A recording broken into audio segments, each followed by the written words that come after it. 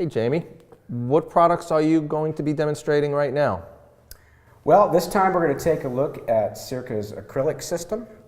We're going to be looking at the FPU 132i acrylic sealer and the OPU 79 acrylic topcoat.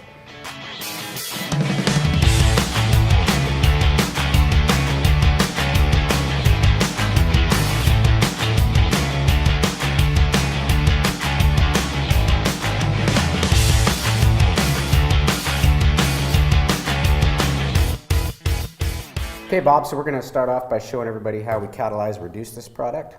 So the sealer is going to get catalyzed 15% with CTN 52. Okay. And then we are going to reduce it 20% with our SOL 9054 reducer. Okay, now Jamie, one question. Is that 15% catalyzed by volume or by weight? Again, we can do the same with this product by volume or weight because the specific gravity is close to 1. Other products can be different, but we'll talk more about that later. All right, let's show everybody how we catalyze it. Okay. When reducing two-component acrylic products, we recommend calculating the percentage of reduction of the resin only. In this case, that would be the FPU 132i sealer, not the total volume of resin and hardener.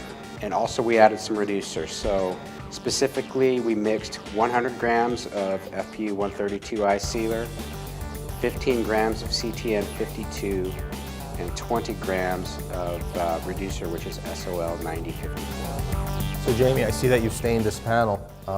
Yep. You ready to spray it with the sealer? Yeah, ready to spray. Now that we've catalyzed the sealer, the pot life for the sealer is approximately 2 hours, depending on the temperature, and we're ready to go. All right, let's spray the panel. Apply the sealer at 3 and 5 wet mills. Let it dry 45 minutes to 2 hours, and then scuff sand with 320 grit silicon carbide sandpaper. After sanding, apply a second coat. An alternate way to apply the sealer is to let it dry approximately 30 minutes, and then apply another coat without sanding between coats. While both techniques will work, you will get better results with sanding in between coats. Jamie, now that the panel has been sealed with the acrylic sealer, what are we going to do next? Well, Bob, next we're going to do the acrylic topcoat, which is the OPU 79 series. And it's going to be catalyzed and reduced very similar to the sealer, but a little bit different ratio. Excellent. So should we get started? Yeah, let's take this top coat, and we're going to catalyze this at 20% CTN 52, and then we're going to do a 30% reduction with SOL 9054.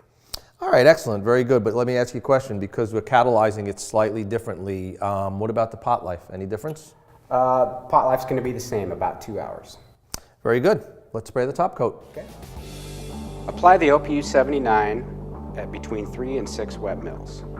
1 coat is sufficient for good performance, but you can apply a second coat if you think it's necessary.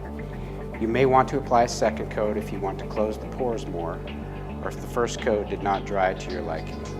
Let the first coat dry 2 to 4 hours. Scuff sand with 320 grit sandpaper and apply a second coat. Wow, Jamie, that panel looks great. Yeah, Bob, it really does. The acrylic system is going to give you excellent scratch and moisture resistance. It's got really great hardness. If you need a super hard coating with really good moisture resistance, it's a great choice. And it's also completely non-yellowing, which is really important distinction between that and the regular polyurethane systems. And it's also the best coating for top coating over a glaze. Could you explain why that is? Sure, absolutely, Jamie. A lot of times people are glazing over a white base, like an antique white, and it's a very light glaze and it still has a white background. And the acrylic top coat is completely water clear. So you'll get no color shift when you lock down the glaze with this top coat, unlike a regular urethane or some other precast or conversion varnishes that could have some yellow to it. This will not shift the color at all. Perfect. Good to know.